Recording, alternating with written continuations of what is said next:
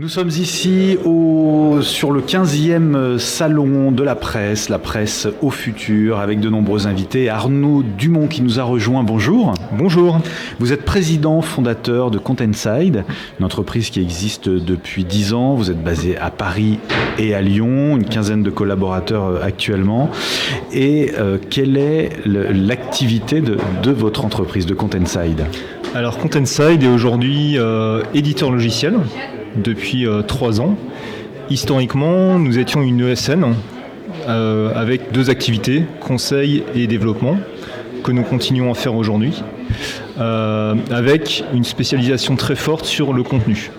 Donc on intervient naturellement depuis 10 ans beaucoup pour la presse, l'édition, en particulier l'édition juridique.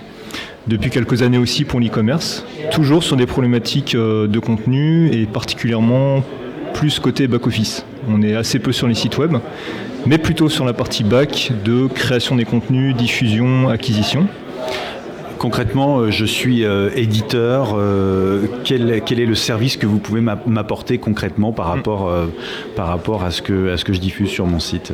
Alors concrètement, par exemple, dans l'édition juridique, on manipule des contenus assez complexes et les solutions du marché en termes de CMS ne sont pas adaptées en général. Et du coup, on crée des CMS sur mesure pour les éditeurs juridiques. Donc on a par exemple l'Extenso comme client qui utilise des solutions sur mesure qu'on a développées pour eux pour produire leur contenu à la fois de type actualité, mais aussi de type par exemple feuillet mobile, guide, des contenus très structurés, très longs.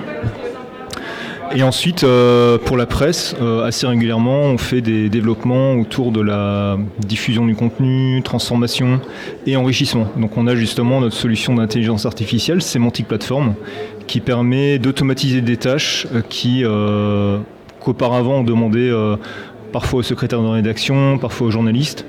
Tâches qui sont assez fastidieuses, des annotations de métadonnées, identifier des mots-clés, positionner des liens pour site de lecture, des choses comme ça. Cette intelligence artificielle dont vous parlez, elle a aussi permis de mettre en place une solution d'intelligence artificielle dont vous parlez, qui finalement, à la suite de la lecture d'un article sur l'un des sites qui vous fait confiance, eh bien on va avoir toute une succession de dossiers, d'enquêtes, d'histoires qui sont en totale cohérence avec ce qu'on vient de lire. Comment vous avez réussi à arriver à ce procédé-là qui est quand même assez efficace puisque on ne perd jamais le fil de la lecture finalement ? Oui, alors tout à fait. Sur les sites web, la plupart du temps, les liens pour sites de lecture sont basés sur la catégorie ou sur des mots-clés. C'est-à-dire qu'en fait, les liens qui vont être proposés à la suite d'un article vont être des articles qui appartiennent à la même catégorie, qui sont les plus récents. C'est assez dommage parce que souvent, quand on a consulté un sujet, ça veut dire qu'on est a priori très intéressé par ce sujet, si on a lu l'article jusqu'au bout. Et en fait, nous, on a créé une IA qui est capable de faire remonter des articles qui sont parfois plus anciens, mais qui vont vraiment parler du même sujet.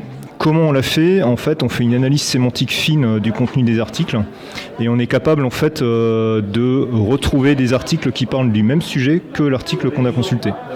Et du coup, les liens pour sites de lecture qu'on propose sont vraiment très fins et correspondent parfaitement aux attentes des lecteurs qui du coup ont déjà lu un article sur le sujet.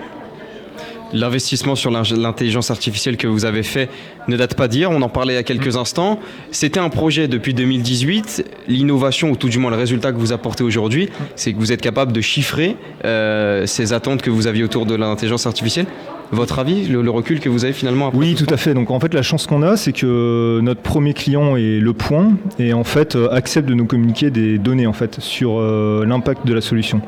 Ils utilisent la solution en production depuis septembre 2020. Du coup, on a un retour et on peut mesurer l'impact réel à la fois sur le référencement naturel, mais aussi sur en fait les pages lues en fait par les internautes. Et notamment, on a un indicateur très précis sur le nombre de clics qui sont réalisés sur les liens pour sites de lecture. Et depuis la mise en place de la solution, on a une augmentation de plus de 30%.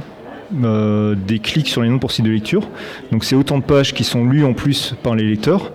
Ce qui, quand on est sur un modèle, on va dire, basé sur la publicité, va augmenter le revenu publicitaire. Mais surtout avec la volonté des éditeurs d'aller de plus en plus vers un modèle payant par abonnement. Un lecteur qui va lire plus de contenu va forcément être plus facilement intéressé à prendre un abonnement et à payer pour le contenu. Voilà. Très bien, merci beaucoup Arnaud Dumont. Je rappelle que vous êtes président fondateur de Containside et qu'on peut vous rencontrer ici sur le stand 19. Tout à fait, je vous remercie. Merci Bonne à journée. vous. Au revoir.